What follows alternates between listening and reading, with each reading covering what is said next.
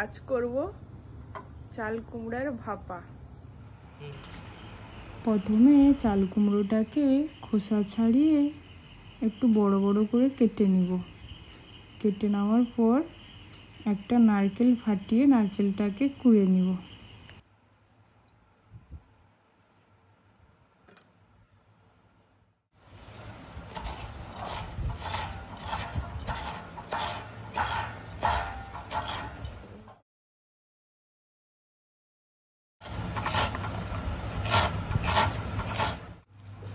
এবার চাল কুমড়োটাকে ধুয়ে এর মধ্যে নুন আর হলুদ মাখিয়ে নেব।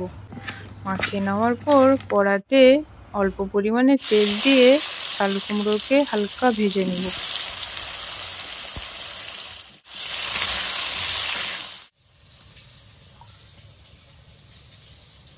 এবার চাল কুমড়োগুলো হালকা লাল লাল করে ভাজা হয়ে গেলে আস্তে আস্তে একটা পাত্রের মধ্যে তুলে নিব।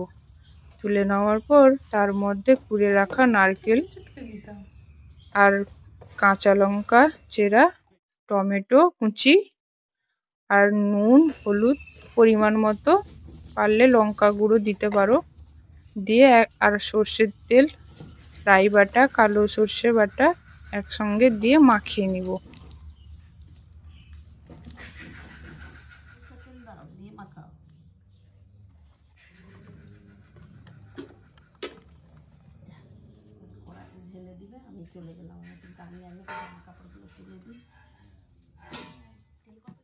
এরপর চাল কুমড়োটা ভালো করে মশলা মাখানো হয়ে গেলে কড়ার মধ্যে অল্প তেল দিয়ে তার মধ্যে ফোড়ন দিয়ে চাল কুমড়োটাকে দিয়ে দিব।